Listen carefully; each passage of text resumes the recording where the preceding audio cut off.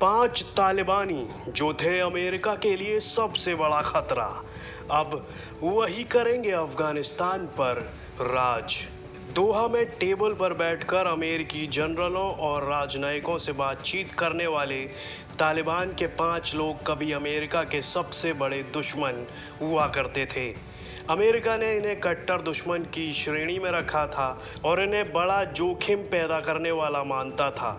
लेकिन 2014 में तत्कालीन राष्ट्रपति बराक ओबामा ने अमेरिका सेना सार्जेंट बो बर्गडल के रिहा करने के एवज में इन कट्टर अफगान 5 को छोड़ दिया था। मुल्ला खैरख्वाह, अब्दुल हक वसाक, मुल्ला फजील मजलूम, खैरुल्ला खैरख्वाह और मोहम्मद नबी नाम के ये तालिबानी फिलहाल शांति के लिए बातचीत कर रहे हैं। और अब तालिबान की अफगानिस्तान में सत्ता आने के बाद इन्हीं 5 के जगह जगह पोस्टर लगे हुए हैं।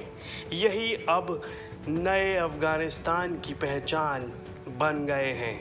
दिलचस्प बात यह है कि मार्च 2019 में अमेरिका के साथ अफगानिस्तान में संघर्ष को ख़त्म करने के लिए तालिबान के यही 5 लोग शांति वार्ता में शामिल थे।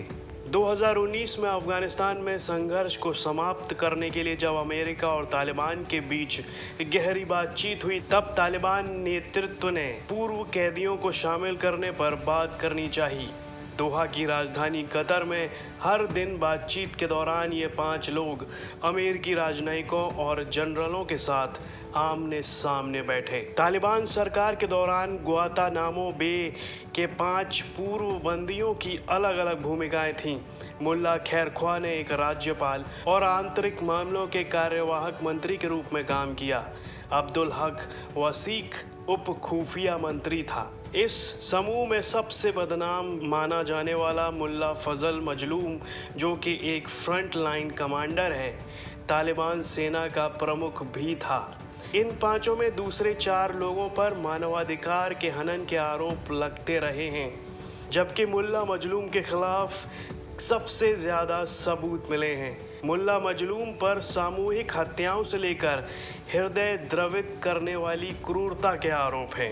न्यूयॉर्क टाइम्स की एक रिपोर्ट कहती है कि पुरुषों की ग्वांतानामो फाइलों में उसके असहयोगात्मक व्यवहार और उकसावे के बारे में कई बातें लिखी गई हैं, जिसमें गार्ड पर दूध फेंकना और विरोध में उनके गद्दे फाड़ना शामिल हैं।